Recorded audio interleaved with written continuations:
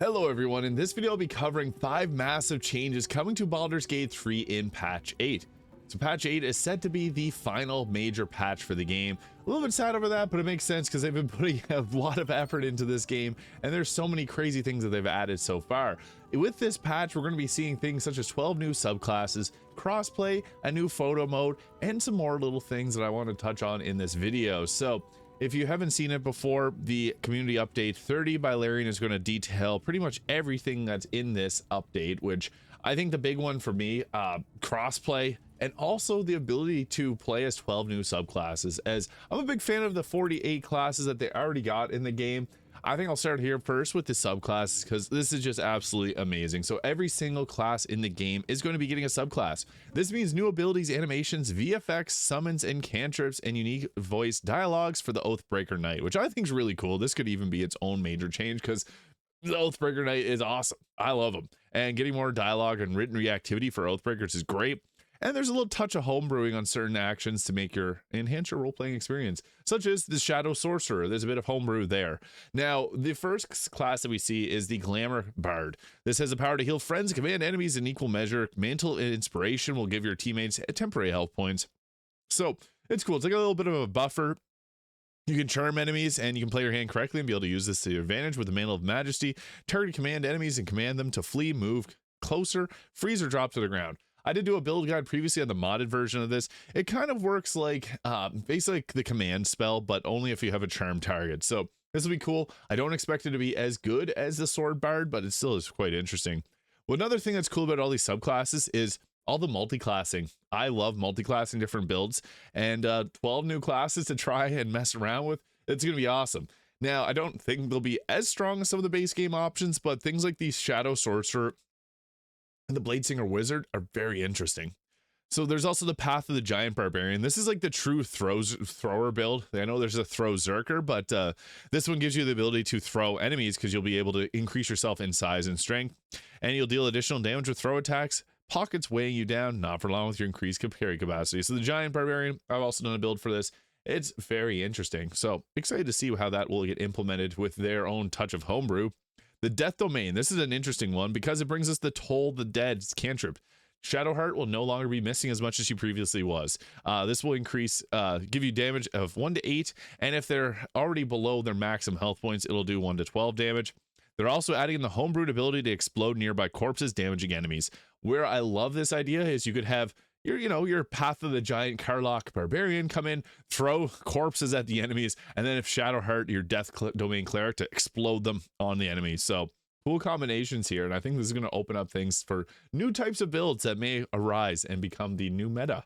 Now, we also got ourselves Circle of the Star Druid. I've also previously done a build on this. You got the options to go into constellations of archers, chalice, or dragons. Each come with their own effects. The archer will add radiant damage to its attacks.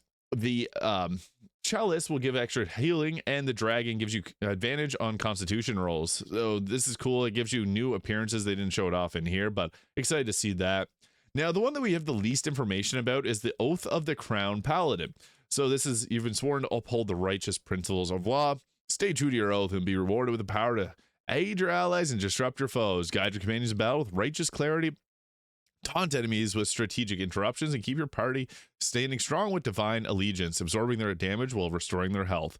So that's really cool. I mean, another paladin subclass is great. I personally love the Vengeance Paladin, but I think that this could be quite interesting, especially as the paladin has so many great multi-classes, like the Paladin Bard, very strong. The Paladin with the Cleric, or Paladin with the Warlock, the Paladin with the Sorcerer. So the Warlock is my personal favorite, but Sorcerer is also cool for bonus action spells. So yeah, more Paladin. I think that's a huge thing, great thing. The Arcane Archer, I hope that they change this a little bit because I found the Arcane Archer to be a little underwhelming. I did a build guide on this as well, and you only get 2 extra arrows per turn, so you don't get a whole lot of extra abilities, but we're going to see how they homebrew it. They could make some changes here.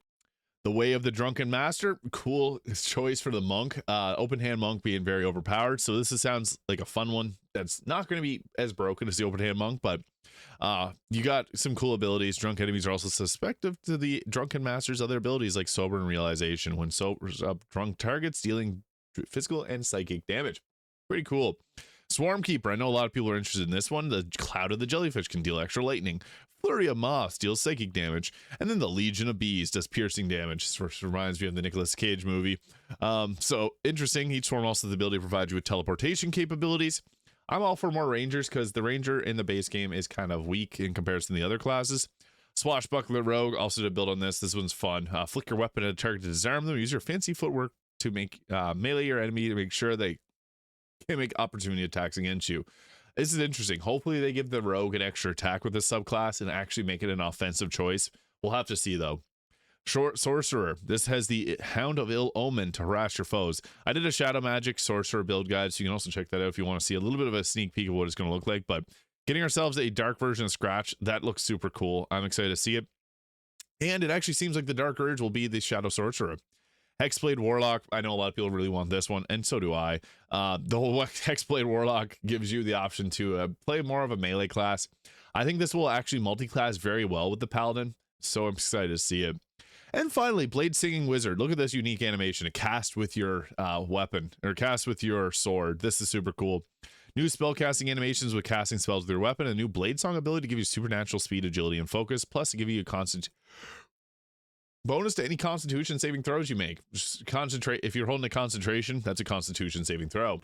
So I've already done a bunch of builds on the modded version of these, but I'll obviously be doing builds whenever this full release comes out. And I'm excited to see what all it brings because 12 new subclasses has the ability to give us so many different options for builds. So that in itself is really exciting. Now, another thing that I think is awesome is they're adding in crossplay. So crossplay is huge because I make a lot of videos on console mods and console players. So I have a lot of console friends. I primarily play on PC. I just think that the experience, it just plays better on a keyboard and mouse. But now, if you're joining PlayStation 5 players from your PC or jumping into a game with Mac users from your Xbox, Baldur's Gate 3 multiplayer will soon feature full cross-platform progression, including cross-play, just as the gaming gods intended. There already is cross-progression right now, so you can actually take your save files from PC, inject them into your PS5. You can kind of do that to get yourself some achievements if you're looking to get some achievements. But this is awesome. Once the update is live, you'll be able to invite your friends to join your crossplay lobby directly, regardless of the platform, and find available multiplayer lobbies with friends on other systems using the Larian network.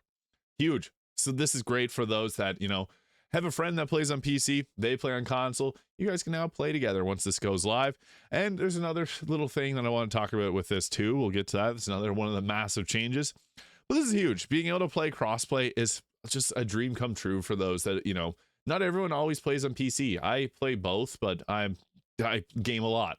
Not everyone can afford to, you know, have two consoles. So some people just play it on PlayStation. Some people just want to play on PC. Being able to join your friends on both is amazing. So I'm super excited to see that get launched. But the other major one is the photo mode, which I'm a big fan of because photo modes, I take a lot of screenshots in games. I always flood Discord with different screenshots from games I've played. And I know a lot of people are also like that too. So you can get the hotkey mining F9 on PC or pressing both analog sticks at the same time on console. And it'll pull up this awesome UI here. So you can change a lot of things. It's actually very similar to photography because you got so many different options with your your depth of field, your view, and everything there. So you can jump over to lens settings where you can play around with field of view, exposure, depth of field, and focus. So it's actually like a full on camera mode, and you can pose the characters how you want. You can change so that it shows only your playing parties, your NPCs or enemy characters. So you can remove or add in the characters as you see fit. And when you're ready for close-up, set the scene for a full-on Faerun musical. I'll choose a facial expression set, plus a range of over 50 or 40 static animation poses, each with multiple variations to help give you the perfect layout. So you can see here, you can remove certain ones so it's only your player character, or you can add in all the characters too and make them do some ridiculous poses, which I absolutely love. Again, huge fan of photo modes in games. Some games have just perfect photo modes, like Spider-Man 2. That's one thing that I really enjoyed about that game, is its photo mode was so well done. You can also add in post-processing effects, so you won't be able to adjust your party or play around with the lens and camera settings during cinematic scenes and dialogues. You'll be able to color grade your shot with contrast, saturation, highlights, brightness, and vignette. So you can do a bunch of different things to it. You can add in frames. And my favorite part is adding a little crown sticker to the Dark Urge while he's doing the selfie pose. So you can make it so they look like they're taking a selfie of themselves. I think that this is super funny. If you see the Mind Flayer, he's got a little owlbear hat on himself as well, and you can make some pretty silly little things here. So this is awesome. There's also, just want to make a note, there is a stress test. I did a video previously talking about how you can enroll in that. So yeah, the stress test is now live. And Cromwell, who works at Larian, has said, we generally don't talk things till they're ready, but as you've read, we're making an exception. We've been working on a robust cross-platform plan for mod support to be related later this year. We love our modding community and want to support them. It's coming. So this is twofold. This is two really exciting things that I want to talk about. So first and foremost, back to crossplay. Being able to mod in your game and then also have crossplay with those mods is pretty spectacular. Now, I had a lot of questions because when it comes to PC, you can add a ton of different mods. Like I have little ones like this, like that can move the camera around like this, so we can get all sorts of angles. This doesn't actually impact the game, it's just how I perceive the game.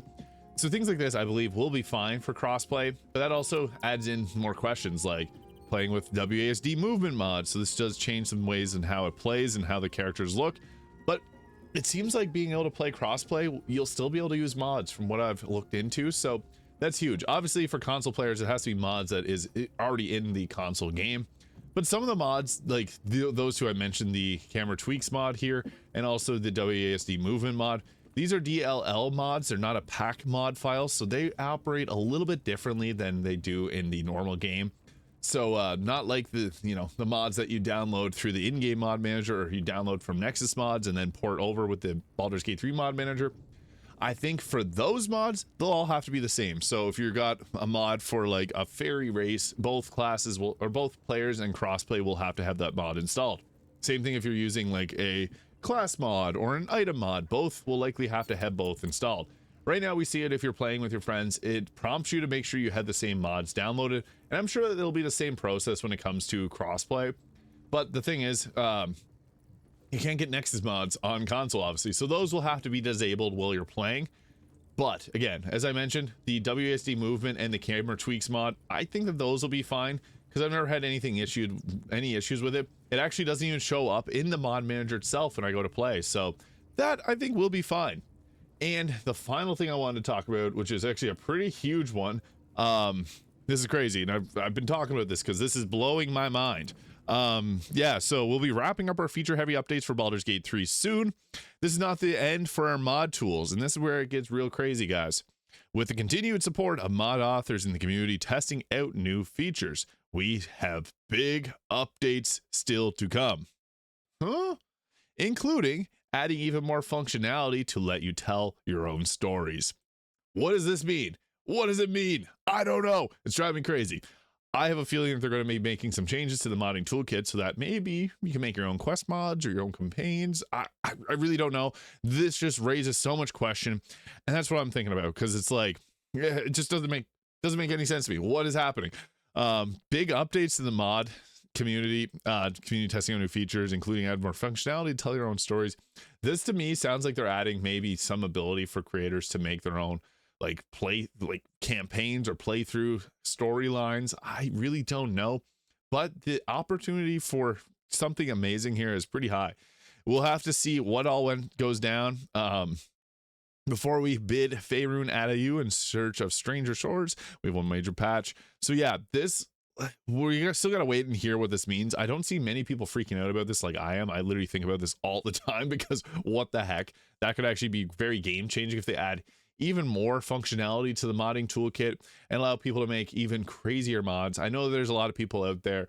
Shouts out to Lotrich, who's working on a big project with a bunch of different things going on for campaigns. So we'll have to see. This just blows my mind. The opportunities and possibilities are endless with this. So that is, I think, the fifth most major thing, and possibly the most major for a lot of people. We just have to wait and see what they mean with this. They haven't provided any further information on this. I've been going crazy. I've literally been like trying to plan out what all is going to go down with this, and we'll just have to wait and see those. So yeah, those are 5 massive changes coming to Baldur's Gate 3 in patch 8. Let me know what you're most excited for, because there's some pretty great things coming here, and I'm all for it. So hit the subscribe button below if you haven't already. Check out the Discord channel, links in the description, and I'll see you all in the next video.